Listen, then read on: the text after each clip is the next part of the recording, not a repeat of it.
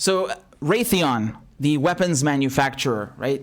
They have something new in the works. They have something new cooking. So let me show you this latest news, this scoop. Okay, take a look. This is from Christopher Rufo. He says, Raytheon, the nation's second largest defense contractor, has launched a critical race theory program that encourages white employees to confront their privilege and reject the principle of equality and defund the police. Let's review the internal documents. They're going to start a Stronger Together campaign. This is from last year. They started a Stronger Together campaign and teaching people to become anti-racist, okay? And they have to check their own biases. Then underneath, they say the program is centered on intersectionality, okay, which is a core component of critical race theory that divides the world into competing identity groups with race, gender, religion, sexual orientation, and other categories, defining an individual's place within the hierarchy of oppression. Raytheon then asks white employees to deconstruct their identities and identify their privilege. The company argues that white, straight Christian men are at the top of the oppression hierarchy and must work on recognizing their privilege and step aside for minorities. Okay? And then Raytheon tells employees to identify everyone's race during workplace conversations. Whites must listen to the experiences of marginalized identities and should give those with such identities the floor in meetings or on calls, even if it means silencing yourself. Raytheon instructs white employees never to say that they pray things change soon. Whites must acknowledge that their own discomfort is a fraction of their black colleagues who are exhausted, mentally drained, frustrated, stressed, barely sleeping, scared, and overwhelmed. And then they say Raytheon has segregated employees by race and identity groups for Black, Hispanic, Asian, Native American, LGBTQ, and other intersectional categories. Except Arab.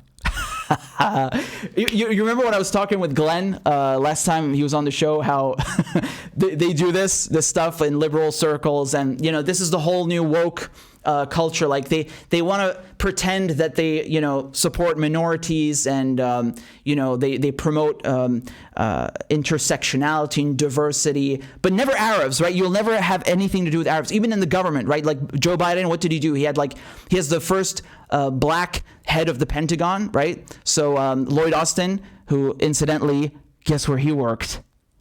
Raytheon, right? So board member at Raytheon, a weapons manufacturer, now the Secretary of Defense. Wow. Totally not a conflict of interest. Hey, he's black, right? Or Neera Tanden, she almost got the job of Office of Management and Budget. Instead, you have another woman who might take her place, right? Or you have Janet Yellen, who's the head of the Treasury. So now you have a woman imposing sanctions. You have a woman who is heading the Treasury and the OFAC, the Office of Foreign Assets Control, a woman who is starving people in Syria, in Iran, and Venezuela. So it's okay, right? Because it's a woman. Like, none of the policies change. It's the same fucking oppression. But hey, there's intersectionality, there's diversity. This is the same shit. This is the same shit.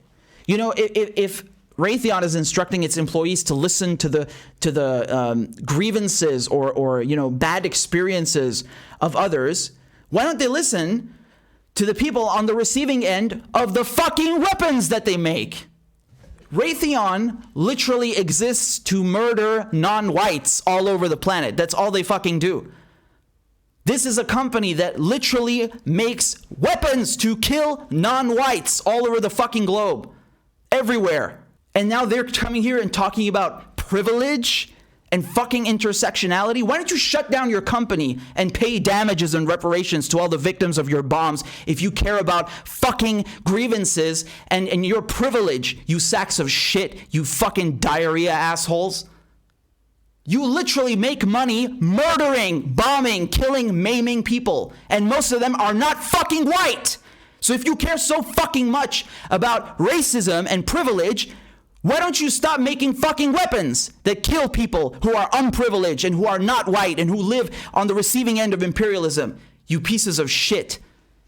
Look at this liberal diarrhea, this fucking vomit.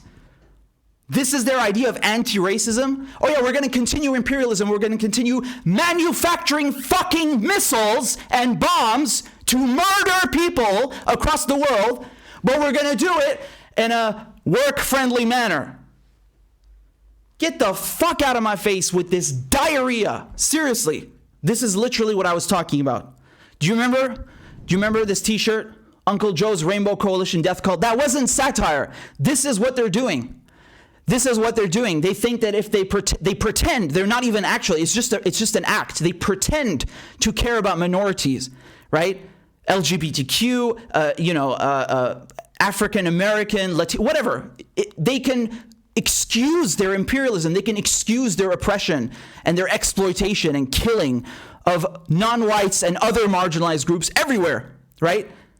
That wasn't a joke, man. This is not satire. This is literally Uncle Joe's Rainbow Coalition Death Cult. That's it. I wasn't joking when I made this. This wasn't a joke. This is real. This is what they're about. So this is the only difference between Trump and Biden, right? They just do, diverse imperialism, diverse oppression, diverse colonization, diverse murder. What a farce. What a goddamn farce, man. You want to know about people who are unprivileged? Go and talk to some Iraqi children who've had their limbs blown off by cluster bombs and other death contraptions that you build at Raytheon. Go talk to them. Go and talk to the people who are on the receiving end of your products, of your bombs. Go talk to them. You want to hear about someone who's unprivileged? You want to hear from someone who's not white? You think they would do that? They're never going to do that. You don't hear from those people. They don't exist. They don't exist as far as they're concerned. They don't exist. They're expendable. Everyone else who's not American is expendable. It's so disgusting, man.